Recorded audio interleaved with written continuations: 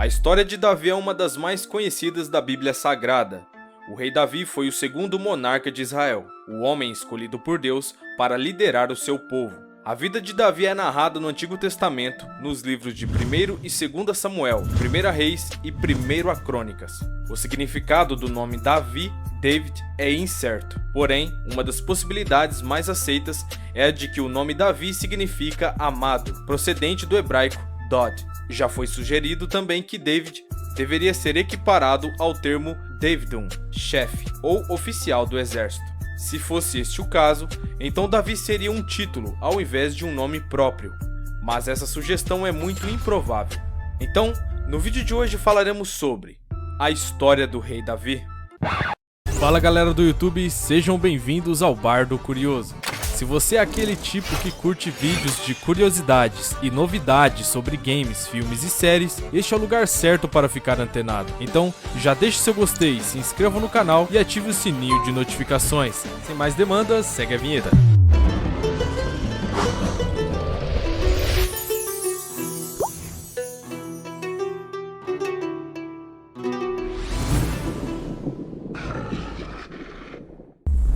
Quem foi Davi? Davi era filho mais novo de Jessé, pertencia à tribo de Judá e era neto da moabita Ruth com um judeu Boaz. Ele nasceu em Belém, uma cidade que ficava aproximadamente 10 quilômetros ao sul de Jerusalém. Seu pai era um homem rico e respeitado na cidade. Davi foi criado como pastor de ovelhas. Essa profissão lhe ensinou muitas qualidades que ele pôs em prática ao longo de sua vida. Quando ele assumiu o trono de Israel, por exemplo, ele demonstrou ter coragem, dedicação e cuidado com o povo. Exercendo sua profissão de apacentar ovelhas, Davi enfrentou situações desafiadoras, como de um urso e de um leão, como você pode ver em 1 Samuel capítulo 17, dos versos 34 a 37.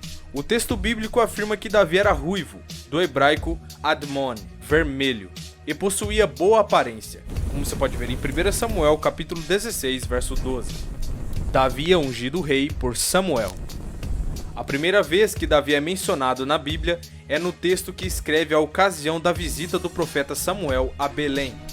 Deus havia rejeitado Saul como rei de Israel e revelou que o seu sucessor estava na casa de Jessé. O profeta Samuel entrevistou os irmãos de Davi como possíveis candidatos ao trono.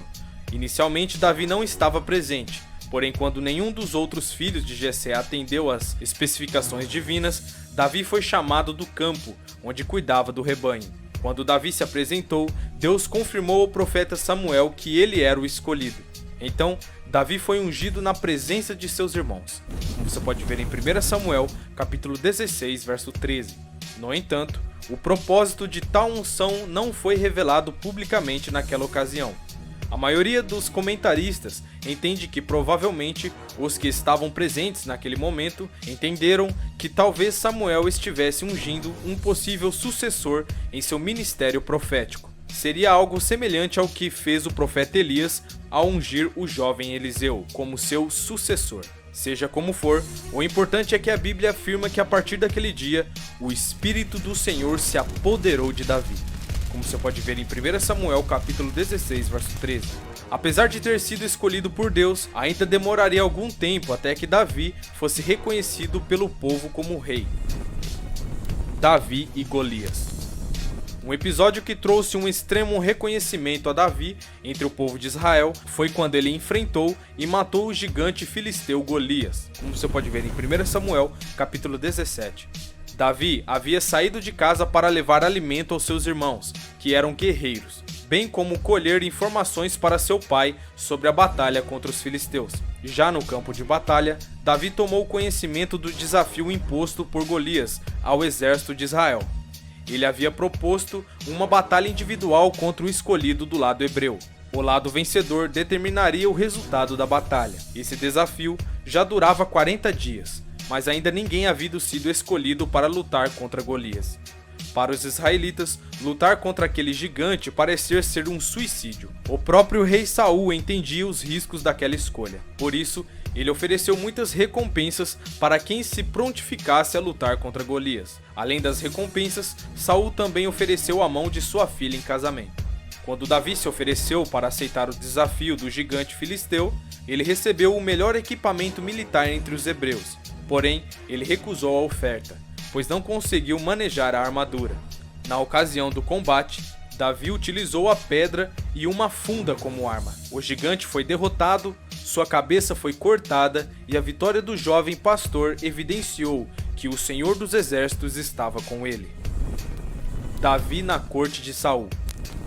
Não é possível precisar com exatidão a cronologia dos eventos que seguem a unção de Davi por Samuel, a vitória sobre Golias e sua atuação na corte de Saul. O que sabemos é que Davi foi recomendado como músico para aliviar a melancolia de Saul, como você pode ver em 1 Samuel capítulo 16, verso 18. Quando enfrentou o Golias, ele se revezava como pastor de rebanho de seu pai e suas tarefas na corte de Saul. Além de músico particular do rei, Davi também começou a ser o portador da armadura de Saul, como você pode ver em 1 Samuel capítulo 16, verso 21 a 23. Após o ato heróico de Davi derrotando o gigante, sua popularidade cresceu grandemente entre o povo. A amizade de Davi com Jonatas e a inveja de Saul. Foi após a vitória de Golias que a amizade entre Davi e Jonatas nasceu. Essa amizade proverbial foi destacada na literatura bíblica. A amizade entre o príncipe de Israel e Davi é um exemplo de companheirismo, lealdade, integridade e sinceridade, como você pode ver em 1 Samuel, capítulo 18, verso 1 a 4. Essa amizade forte e verdadeira sobreviveu aos períodos de provação, e a aliança feita por Davi e Jonatas perdurou mesmo após a morte do filho de Saul. Quando Davi mandou buscar o aleijado Mefibosete, ele designou a herança da família de Saul, como você pode ver em 2 Samuel capítulo 9, versos 7 a 13. Foi também nesse período que a ira invejosa de Saul cresceu contra Davi. Ele havia se tornado o favorito do povo, como você pode ver em 1 Samuel capítulo 18, verso 5. Os israelitas começaram até compor músicas para Davi, enaltecendo seus feitos mais do que os feitos do próprio rei. Saul não conseguiu lidar com aquela situação e em várias ocasiões tentou prejudicar e até matar Davi. Ele fez isso tanto diretamente como indiretamente, como você pode ver em 1 Samuel capítulo 18, verso 11 e capítulo 19, verso 10. Saul sabia que a popularidade de Davi ameaçava seriamente a continuidade de sua família no trono. Esse era o principal motivo para a sua perseguição. De fato, isso era verdade, o que torna a amizade entre Davi e o príncipe Jonatas ainda mais extraordinária, pois Jonatas reconheceu que realmente o plano do Senhor para o futuro de Israel incluía Davi como rei. Como você pode ver em 1 Samuel, capítulo 23, verso 16 a 18.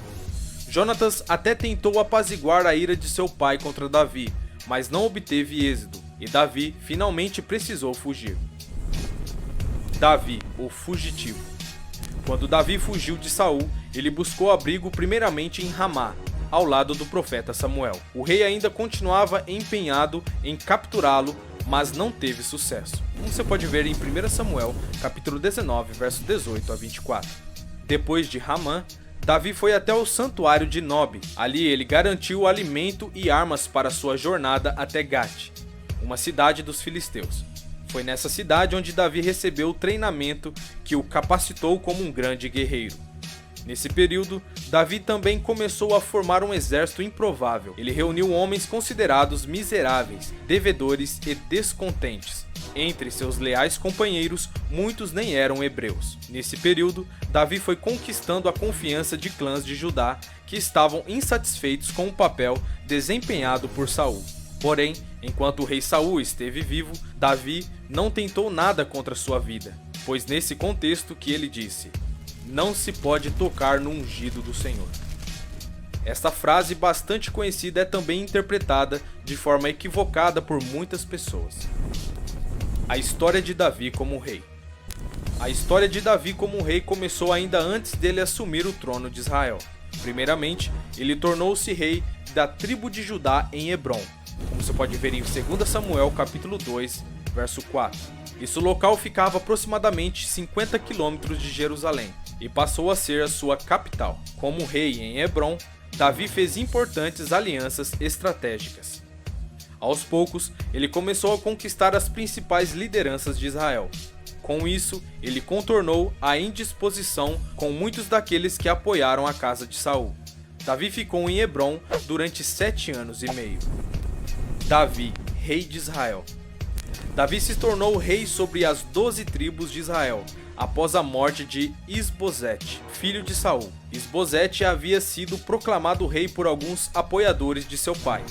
Um deles foi o antigo capitão de Saul, Abner, que também acabou sendo morto. Davi assumiu o trono de Israel ainda em Hebrom, porém, pouco depois, transferiu sua capital para Jerusalém, como você pode ver em 2 Samuel capítulo 3, verso 5. Dessa forma, o rei Davi se tornou o primeiro a governar Israel como um império unificado. Mesmo com a divisão que ocorreu após a morte de seu filho, o rei Salomão, a dinastia da casa de Davi durou aproximadamente 425 anos. Já em Jerusalém, o rei Davi construiu seu palácio no Monte Sião, após conquistar a região dos Jebuseus, como você pode ver em 2 Samuel, capítulo 5, versos 6 a 9. Além dessa, ele construiu várias outras construções importantes. O rei Davi também centralizou a adoração a Deus em Jerusalém, colocando a Arca da Aliança na capital do império, e desejava construir um templo ao Senhor. Porém, essa tarefa Deus não lhe permitiu executar, ficando a cargo posteriormente de seu filho Salomão. O rei Davi também estabeleceu um poderoso exército profissional. Ele conquistou vitórias lendárias contra os Edonitas, Filisteus, Cananeus, Moabitas, Amonitas, Arameus e Amalequitas. O rei Davi edificou estradas e fortaleceu rotas comerciais. Suas ações trouxeram grande prosperidade ao povo de Israel. A vida pessoal do rei Davi. O rei Davi teve ao longo de sua vida muitas esposas e concubinas, com as quais ele foi pai de muitos filhos.